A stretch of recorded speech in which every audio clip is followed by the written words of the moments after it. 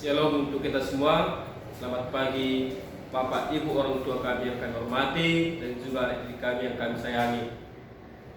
Sebelum kita memulai aktivitas kita sehari-hari dan juga aktivitas kita belajar daring, maka dari itu kita akan mendengarkan sebuah renungan pagi. Mari satukan hati kita, mari kita berdoa atas nama Bapa dan Putra dan Roh Kudus. Amin.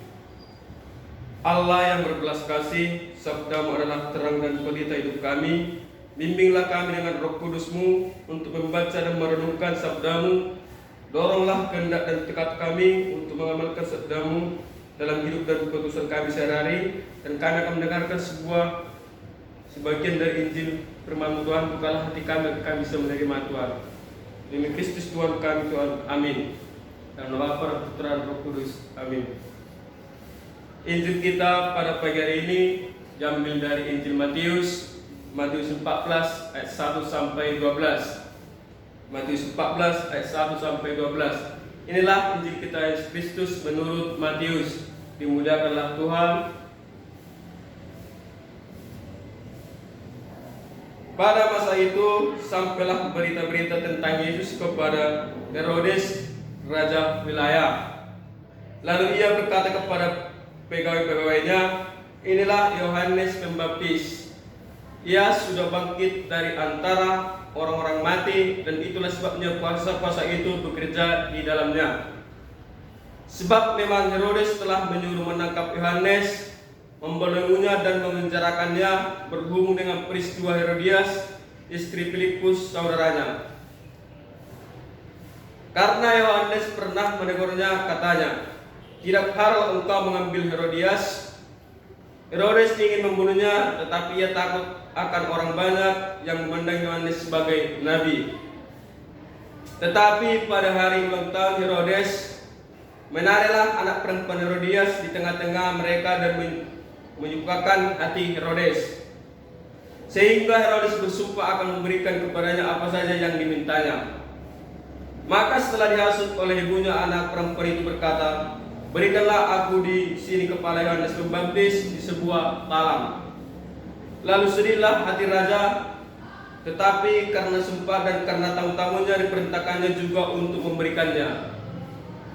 Disuruhnya memenggal kepala Yohanes di penjara, dan kepala Yohanes itu pun dibawa orang-orang di sebuah talam. Lalu diberikan kepada gadis itu, dan ia membawanya kepada ibunya.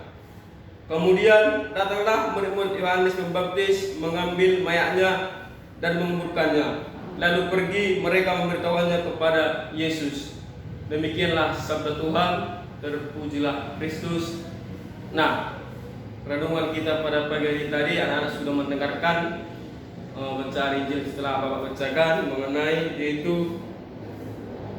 Yohanes. Nah, di sini tadi Yohanes sebagai pembaptis, di mana Yohanes tadi sudah bangkit dari antara orang-orang mati,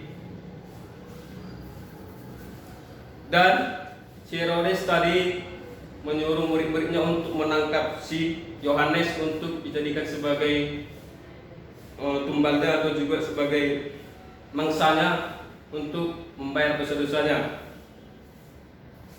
Si Herodes tadi ingin membunuhnya dan Herodes juga takut akan orang banyak, maka si Herodes tidak berani juga membunuh si Yohanes. Nah, itulah merupakan renungan singkat dari Matius tadi. Mari kita berdoa. Selama para Putra dan Roh Kudus. Amin. Terima kasih Bapa, terima kasih Yesus. Kami sudah mendengarkan dan selesai mendengar sebuah firman yang kami baca tadi Bapak.